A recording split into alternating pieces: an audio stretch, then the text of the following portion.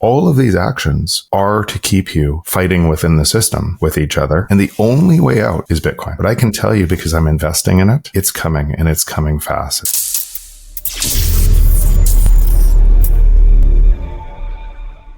All right, perfect. So, welcome back to Proof of Words Pod, everybody. I am, of course, as always, your humble host, Pat.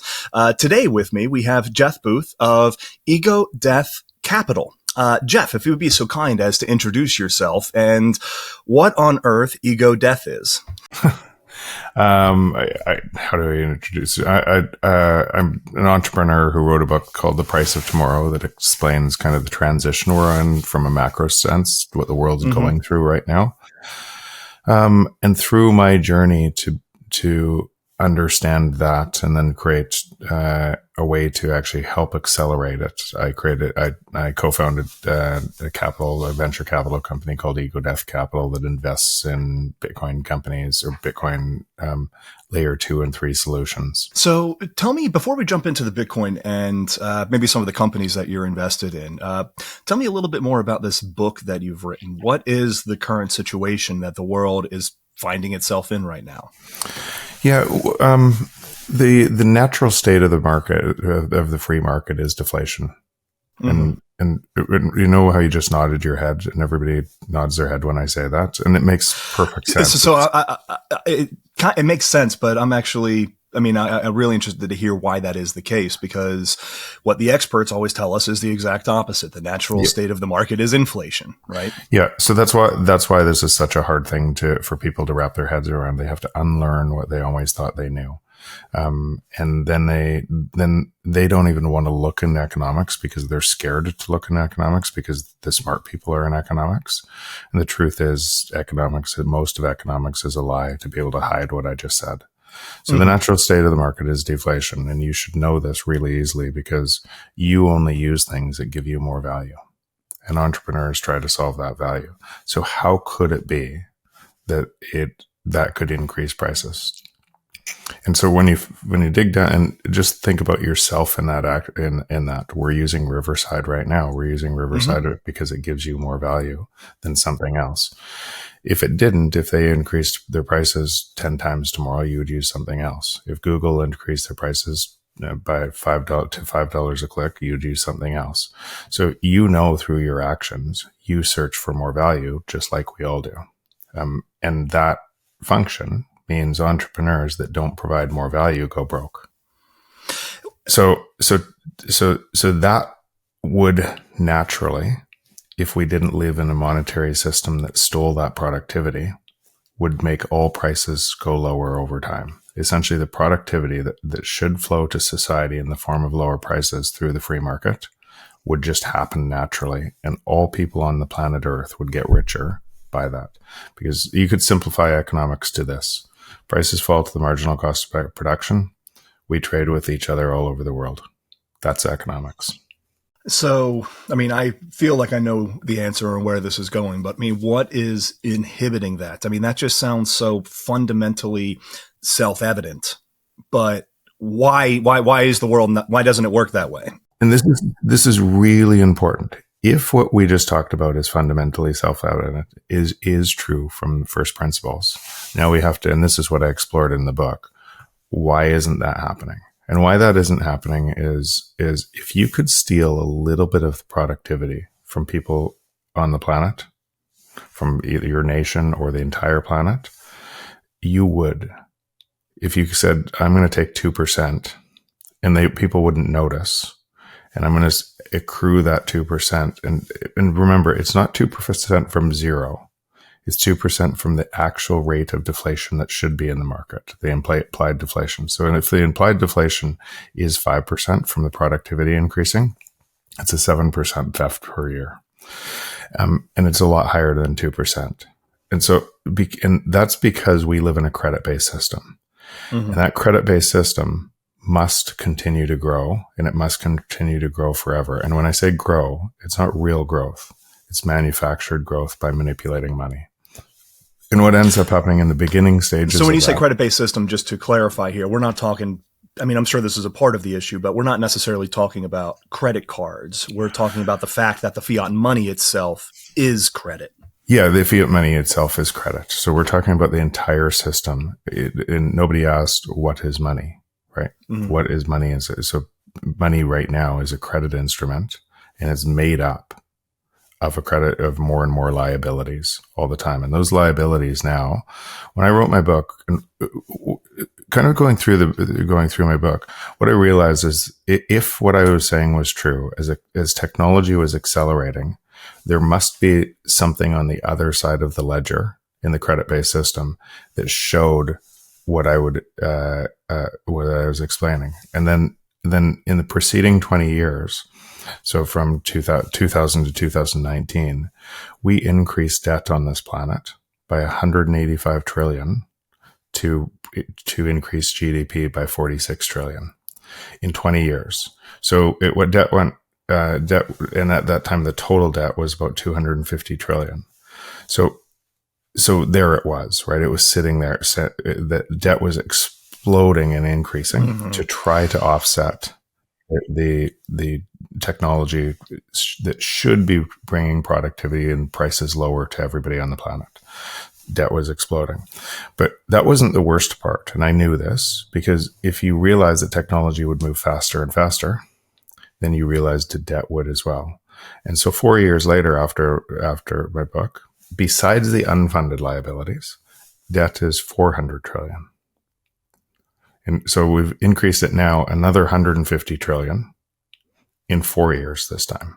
Why? Because we have exponentially technology moving one way, trying to give us better value, and you have to offset it on the other side of that ledger. So people are measuring the world through the broken ledger. And so if you just create more monetary units to measure things, if you just create more pieces of paper to measure things, then all prices go up. Right? Imagine you and I, we had the entire wealth of the world. You had 6 units, I had 4 units, and out of 10 units of money. Mm-hmm. And then magically, there were 100 units of money. Magically, right? Yeah. If you didn't have 60, you lost money. You had your pocket picked. And if I didn't have 40, I had my pocket picked. But if you had, instead of 10, if you had 30 or 40, you would think you were winning. But it was just pushing all the prices up, and you were having your pocket picked. That's going on the most enormous scale, because it's to the tune of hundreds of trillions of dollars expanding. And it has to get worse and worse on the planet today. And it's literally theft. I mean, I've been kind of sounding the alarm on inflation and what that is for, my entire professional career, I suppose. Maybe the last 10 years or so. I mean, it is theft. And then you compound it with the fact that taxation is theft as well. Inflation is just the hidden tax that people don't necessarily understand. So what is it that, so what is the fix for that? Because this is it's a global macro problem. Central banks are continuing to print money. They accelerated this during the COVID pandemic. So it's been an issue that's become significantly worse just in the last few years. Yeah. So every single issue from and I'm not, this is not hyperbolic. Every single issue that people think they're talking about and think they're solving from the system is a system problem created by what we're talking about.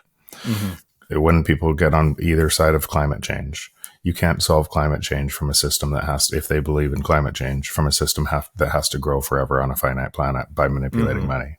You could just simplify that entire equation. You could say inflation equals climate change. And seriously, you could, because essentially you're stealing the productivity that should flow to us. So we need to work less and get more every year to be able to transfer it. So we have to work more and get less every year. And all of these things mean democracies. Right. We believe we live in a democracy, but we don't have a vote in the rate of theft from us. So that means whoever you're voting for on either side of on either party is actually you're voting for who gets more of the spoils of the theft. What would your politicians look like? When I watch people inside that system yell at each other on all of these issues, taking sides of those issues, and making the system stronger and themselves weaker over it, I'm kind of, I pull my hair out. I go, what are you doing? And I mean, so people march down the street, they roll over cars, they burn, break windows, they go home to sleep. And they have largely peaceful but fiery riots, right? Yeah, but then they go home to sleep, and it's fixed in the morning. Where did the money come from to fix it? And all of this came from you. All of it. And it's getting worse and worse. And the system has to divide you from each other and fight, and you fight within it to keep its strength.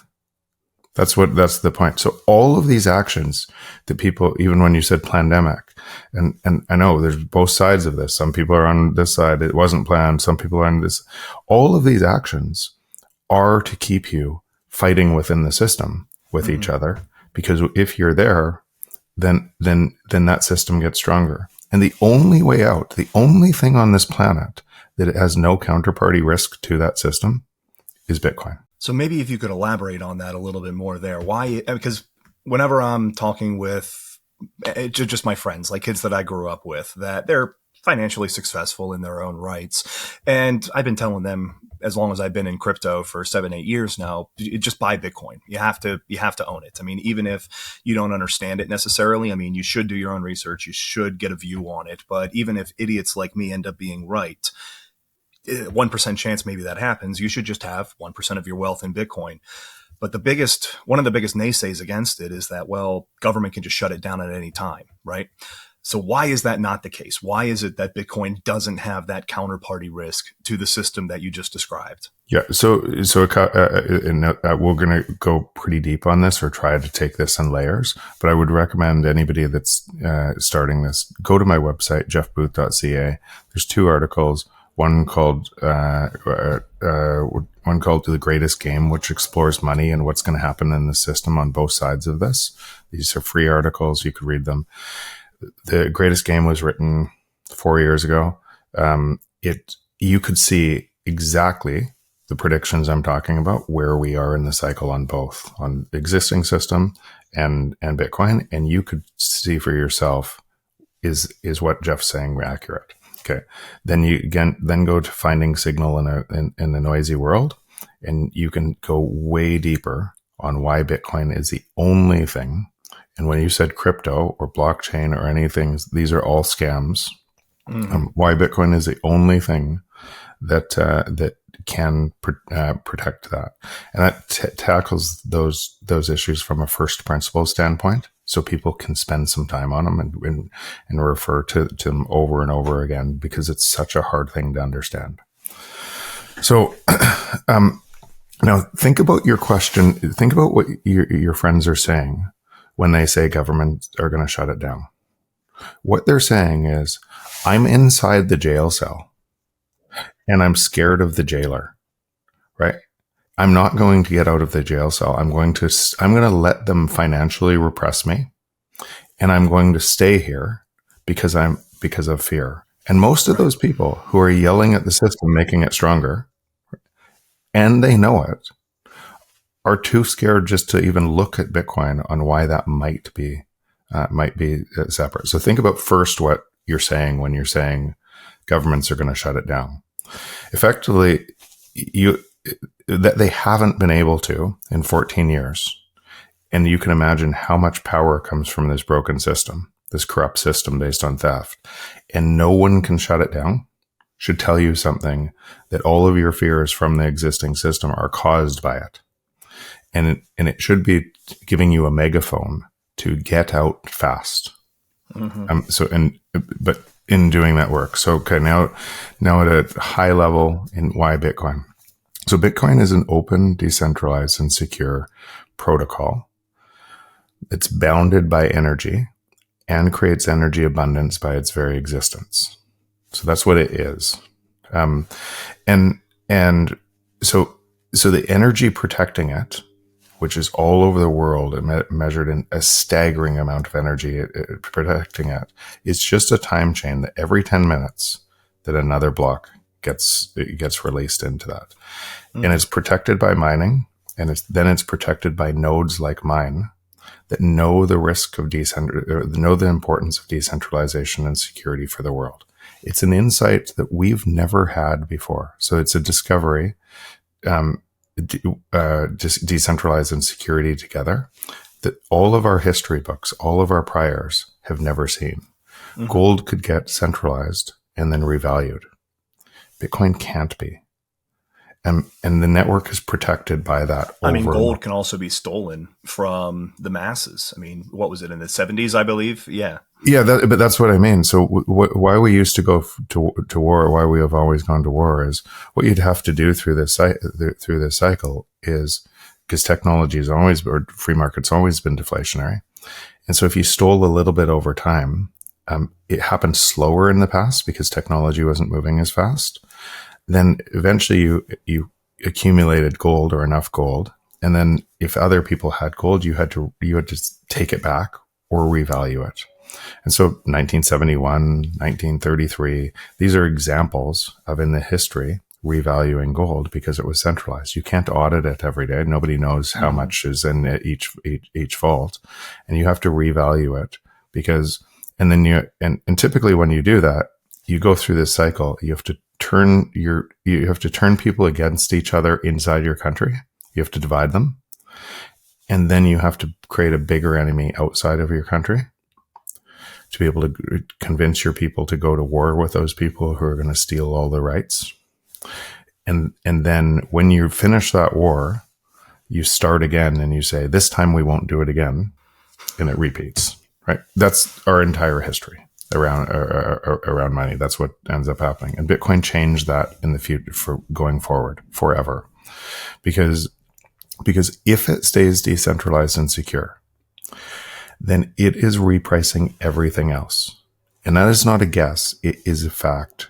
So the only thing you have to do research is, do you believe it'll stay decentralized and secure? Because if it does, nothing will stop it from repricing everything else. And would you like to, and people ask when this is happening. Well, my house fell in value from 300 Bitcoin 4 years ago to 20 Bitcoin today. Mm-hmm. Every single asset class, Google's cash flows are being repriced by Bitcoin. Everything is being repriced by Bitcoin. If you don't believe it, go and look at Bitcoin in your country, let's say the US, and then say, oh, it's just hitting an all-time high. And then go look at Bitcoin in Venezuela, and then go look at Bitcoin in Egypt and Turkey and all of these other countries. And you will see that a whole bunch of people in those countries also believe their little piece of paper is worth something. And it's rising, it's hitting all-time highs in Bitcoin terms, but Bitcoin doesn't care about the piece of paper. You could print more of it all you want.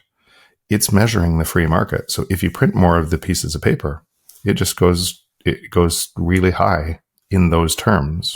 But that's not the way to measure it. The way to measure it is all other prices falling against it forever. And this is where I say, I'm not one for Bitcoin price predictions. I think it's foolish that people actually try to, like, Novogratz goes out there and says, oh yeah, Bitcoin's going to go to 200K this cycle, or Bitcoin's going to be worth $1 million by 2025 or whatever.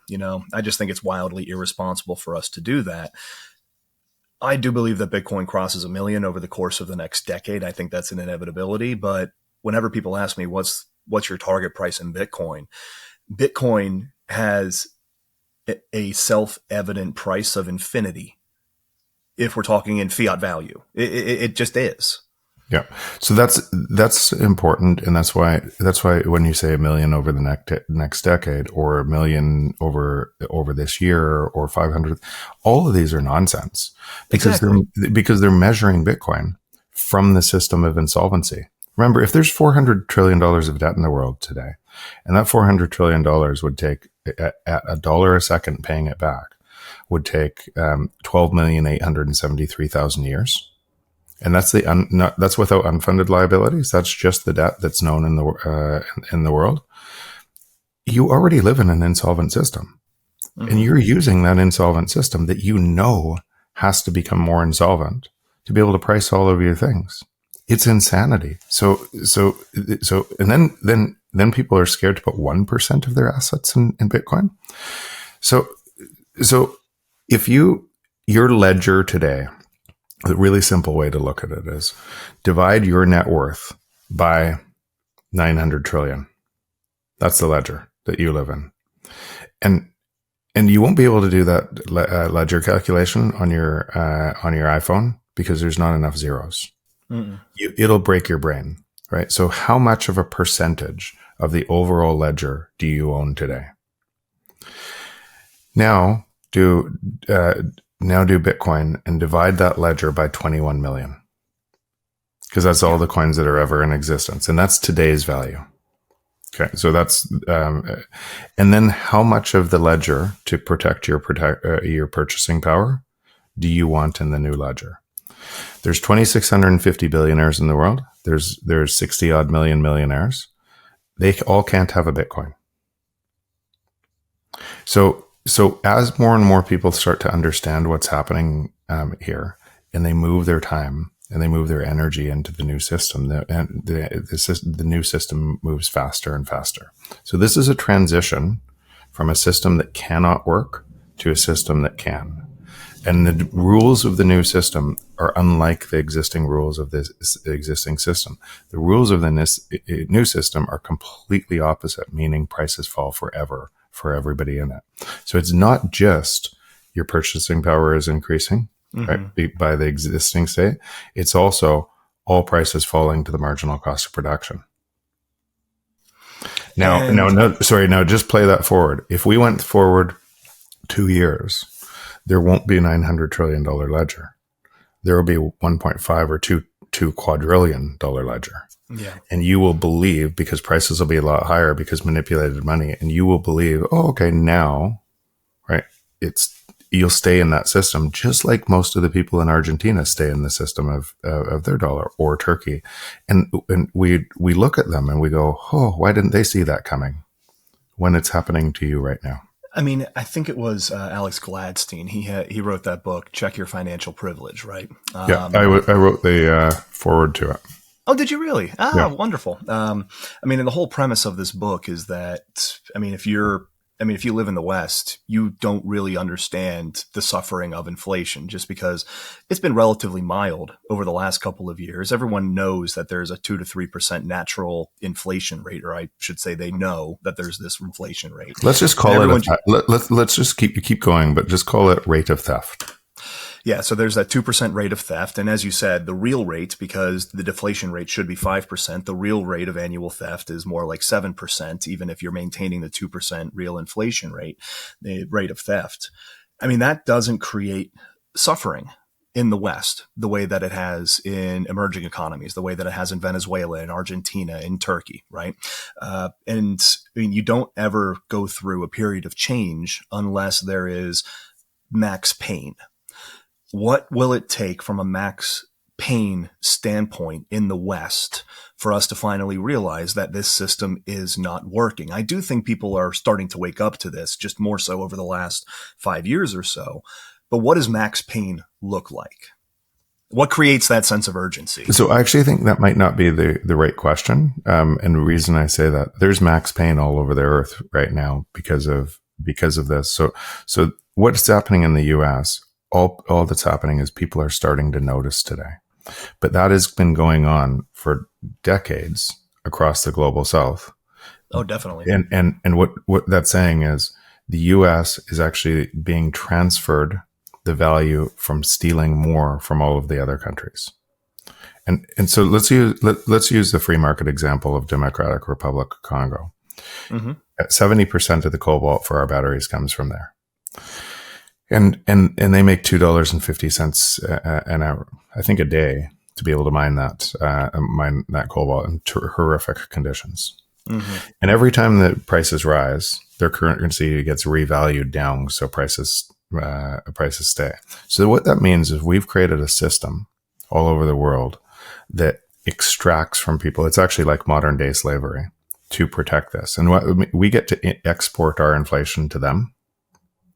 Because they're using the US dollar.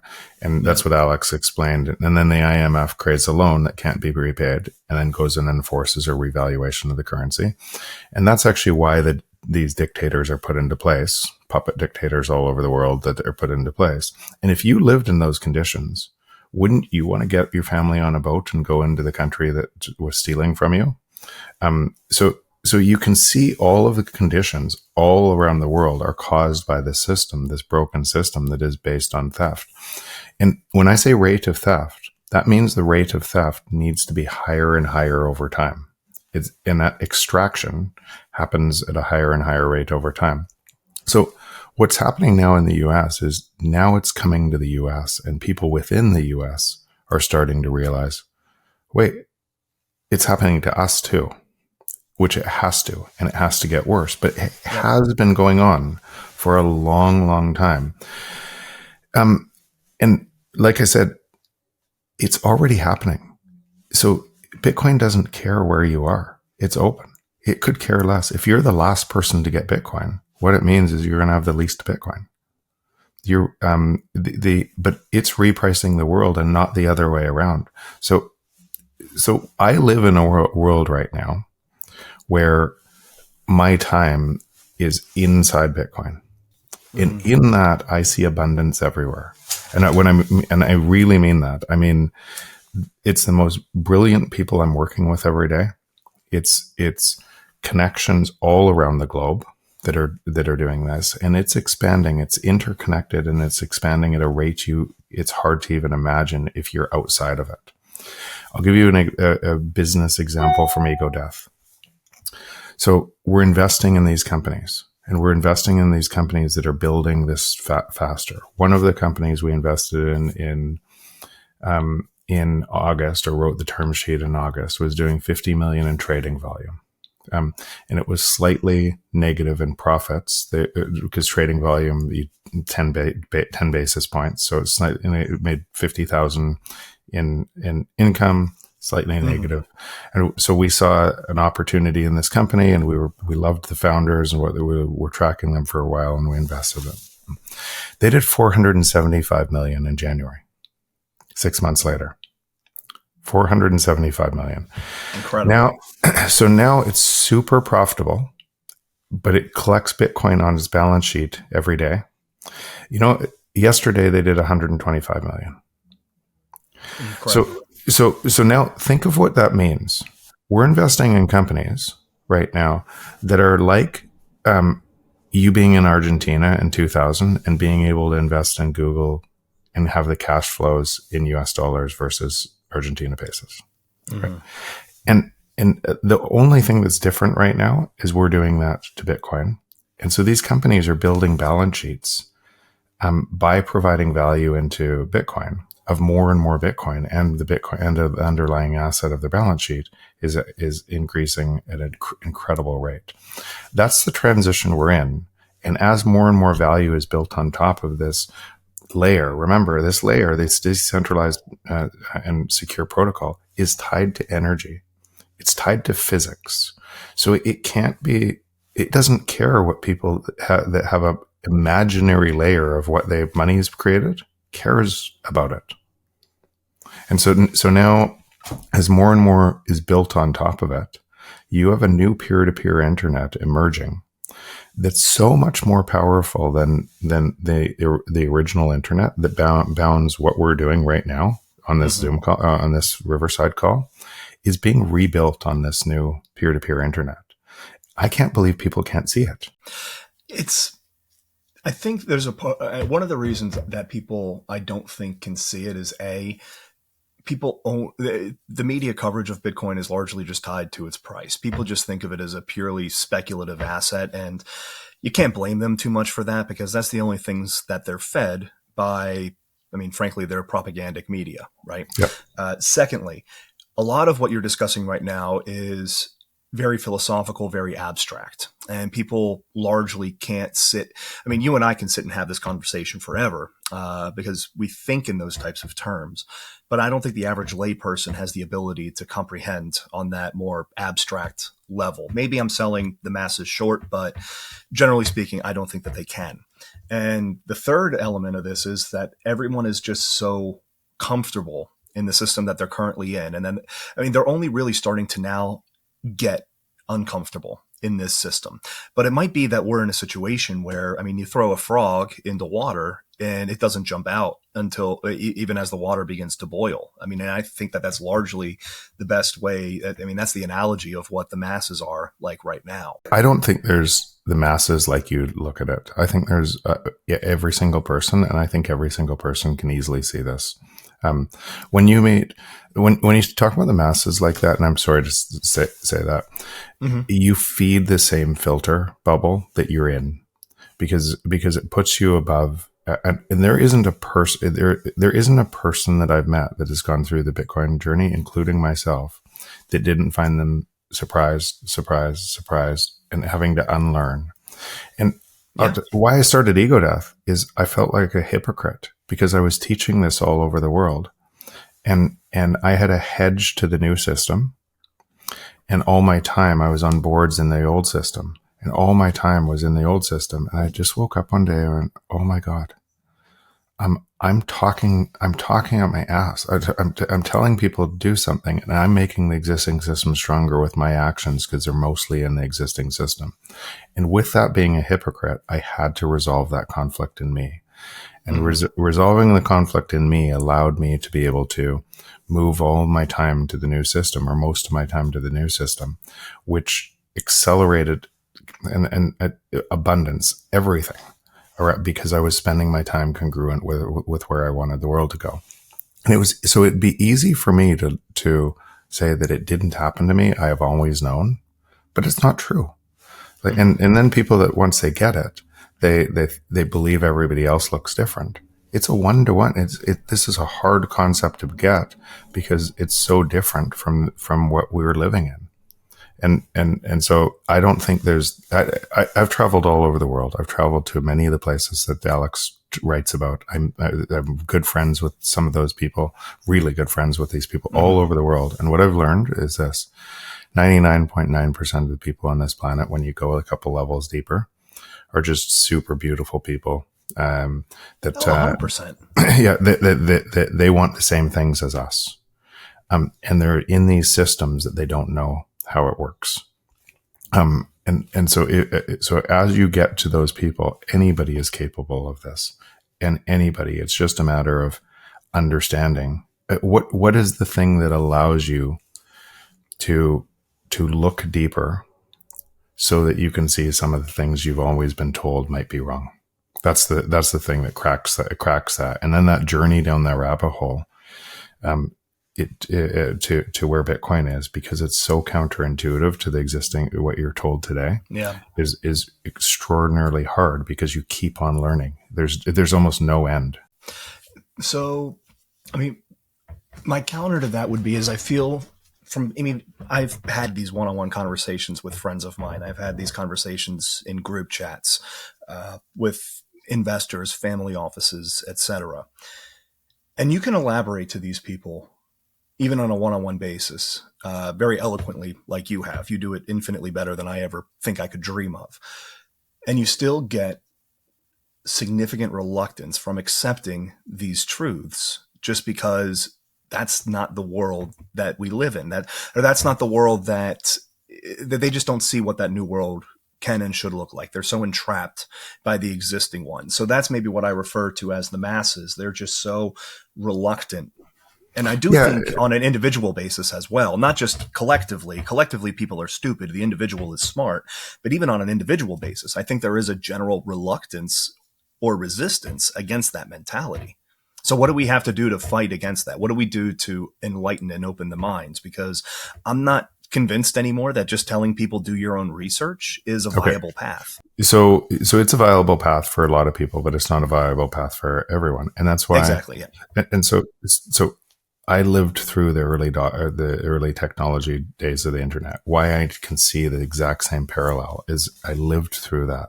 And I remember going through the process with friends that said, you're leaving this super successful business that you created to go into the internet.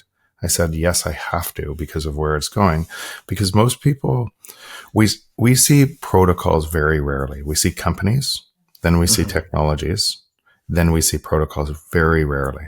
And protocol, so that means we don't have very very good frame of reference for what a protocol does. And protocols come in layers, and then there's more functionality opened up at each layer. It means people can't see what's coming until the new layer is there. And they're doing that with Bitcoin as a protocol because it's so rare many people are treating Bitcoin like a technology. And that's why they get caught up in all of the altcoins and all of the nonsense that are all going to go to zero, and crypto and blockchain, because they're looking at it as technology instead of a protocol. And so if that's true, and we don't see protocols very often, then you could expect that all of the people being confused about this transition, it would just be normal. Now, what also is true is as protocols develop and more functionality is opened on different layers, then they deliver more value to you. And that value comes through products and services that make your lives better. Mm-hmm. Google couldn't have existed before the internet protocol, and the internet started in late 60s. And it was in 1989 that HTTP on the fourth layer allowed the World Wide Web. And it was 10 years later, actually 11 years later, before Google put all of that together to create Google. And so all of the entrepreneurs now building on top of these different things, as more functionality is coming out, delivers us value in a totally different way. And it's that value that is delivered that is the thing that really accelerates that. But I can tell you, because I'm investing in it, it's coming, and it's coming fast. It's coming like a freight train. So maybe you can tell me a little bit about your investment thesis, not necessarily around Bitcoin itself, but why are you investing in the Bitcoin ecosystem? Why is it that you're looking at these companies that are building out these different layers, stacking on top of Bitcoin, layers 2, layer 3, et cetera? And what types of products and services that maybe we can expect to see in the near future from these companies? I mean, just from my own personal perspective, I believe that everything that we saw in the shitcoinery around ETH and Solana, I mean, we're going to get some of that in the Bitcoin ecosystem. But I feel like there's an investment thesis tied to just being invested in what's being built in and around Bitcoin. Yeah. So I would say we're in 1996 compared to the internet.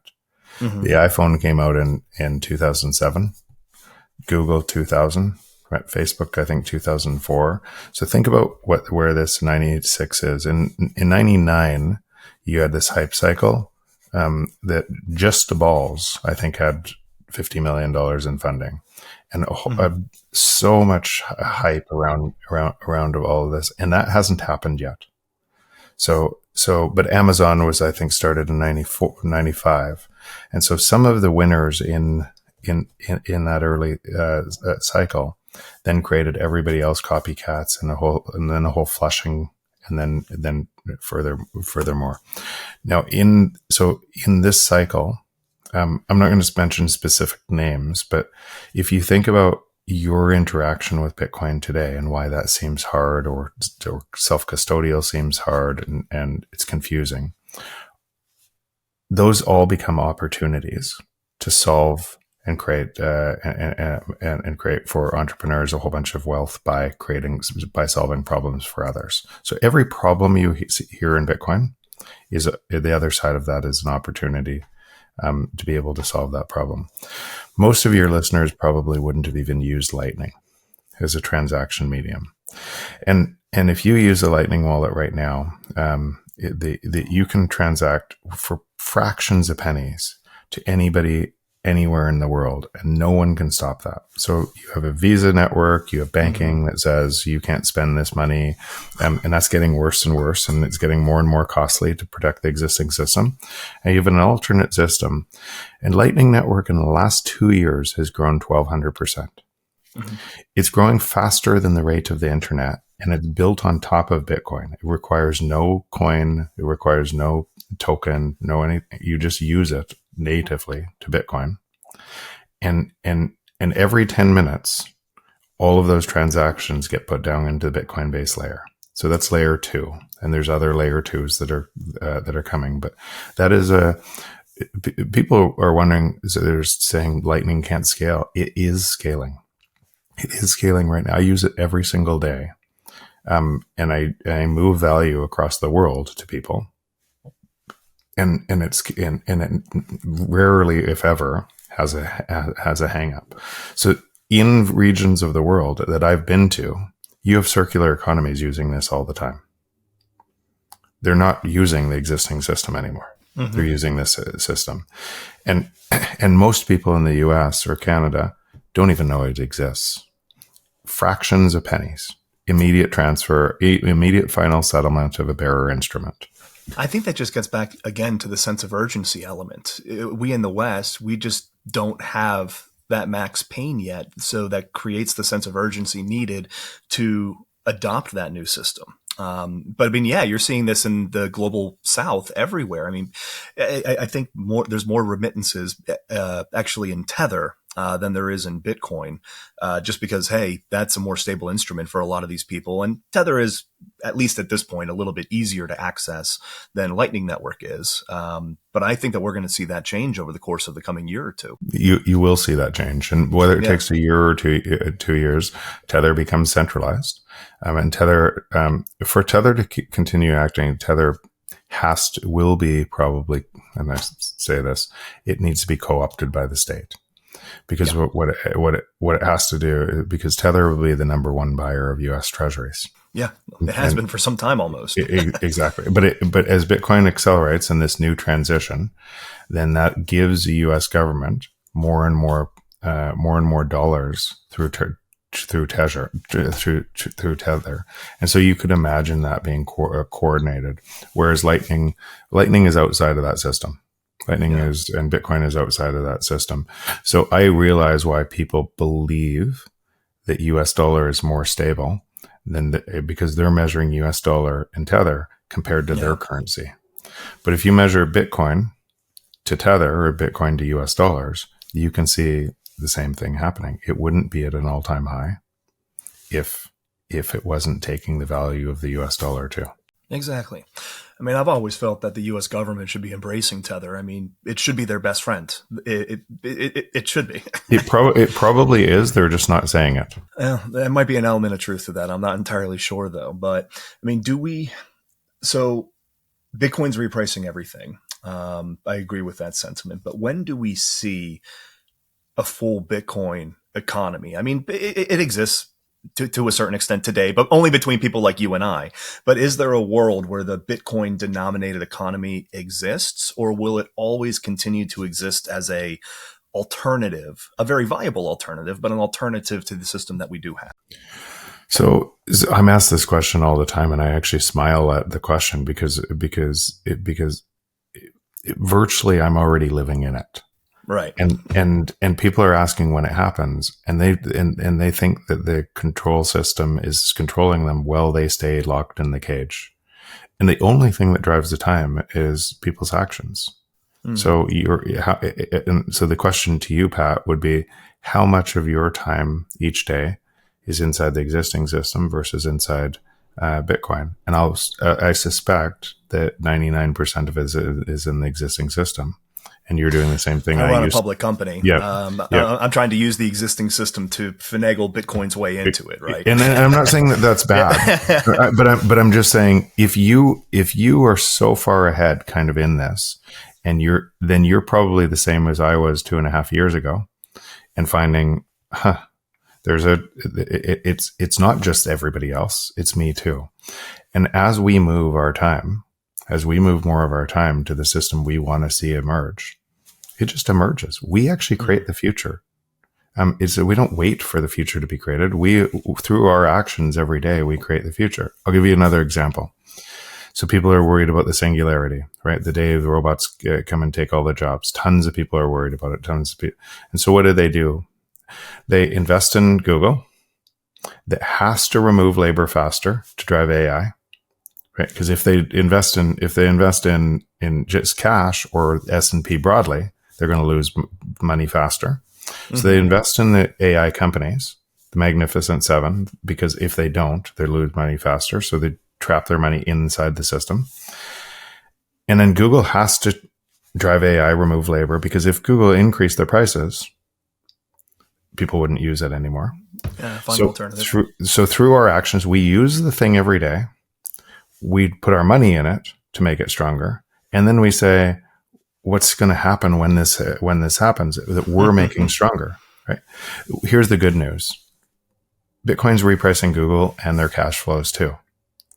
So it doesn't, so it just comes that now when you know that, you realize, I'm a hypocrite inside the existing system trying to play it. Really, I'm playing prisoner's dilemma inside this existing system, making all outcomes from my actions worse.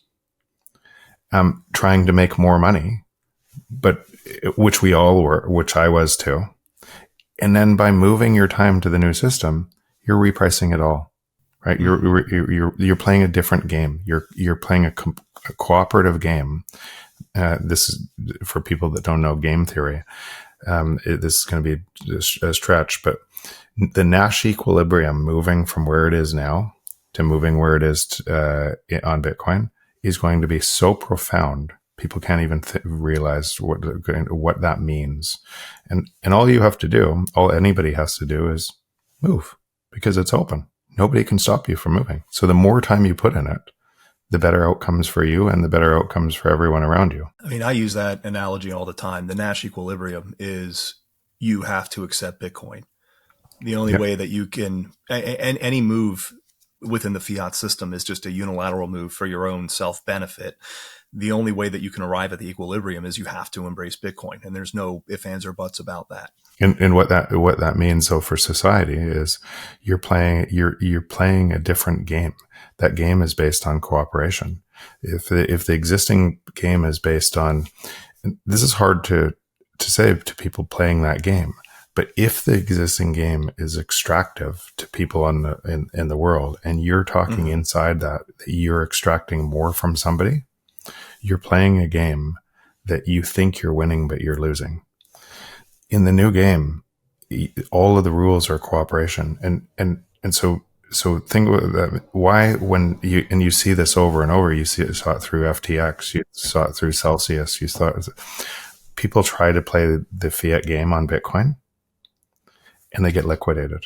Every one of them, all the time, because the rules are different. The rules are so different that if you're not playing a cooperative game, an honest game, and on an honest ledger, you're going to get liquidated.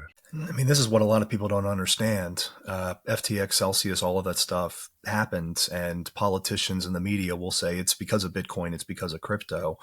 No, it's because these are centralized agencies operating in the same legacy financial system that have the same levels of corruption as the centralized legacy financial system. It's a very unfair attack. Yeah. So they're taking your Bitcoin, and you're trusting your Bitcoin. So don't ever leave your Bitcoin on an exchange. You're trusting your Bitcoin to somebody else, who then levers that Bitcoin and sells your Bitcoin to create a whole bunch of essentially a Ponzi scheme. And then you're worried about, it wasn't Bitcoin, it was your actions in a centralized system. And that's the beautiful thing about Bitcoin. You protect it. Every single individual, by their actions, holding it decentralized and secure. And then if they want to go to the next step, running a node, and there's tens to hundreds of thousands of hidden nodes around the world on Tor networks protecting this. There's no throat to choke. It's impossible to stop it. And I think that is an absolutely perfect remark to end on. There is no stopping this. It's an inevitability. You either have to embrace Bitcoin, or, I don't know, we always have the joke, have fun staying poor. But Jeff, do you have any maybe final thoughts that you would like to share with us before we conclude here? Yeah, no, I'm good. I just, for people who are just starting their journey down the rabbit hole, it's confusing. And I would say, stay with it. One of the things in the book that actually I think helped a lot of people is where we started this interview. If you realize the free market is deflationary, if you realize the natural state of the free market is deflationary, then that'll rattle around in your head, and just keep asking, why is it? Why? And as it rattles around in your head, whether it's today, tomorrow, or the next day, at some point, you'll want to look deeper on how do I get out of a system based on corruption into a new system. And as you do that, just realize you're in for a learning process, as it comes through. And when you get to the other side of that learning process, have humility for the people that are just starting theirs. An absolutely beautiful sentiment, and no better way to conclude this conversation. Jeff, thank you so much for joining us on Proof of Words. We're going to have you on again sometime soon to continue this conversation. Thanks, Pat. All right, perfect. Thank you so much, guys.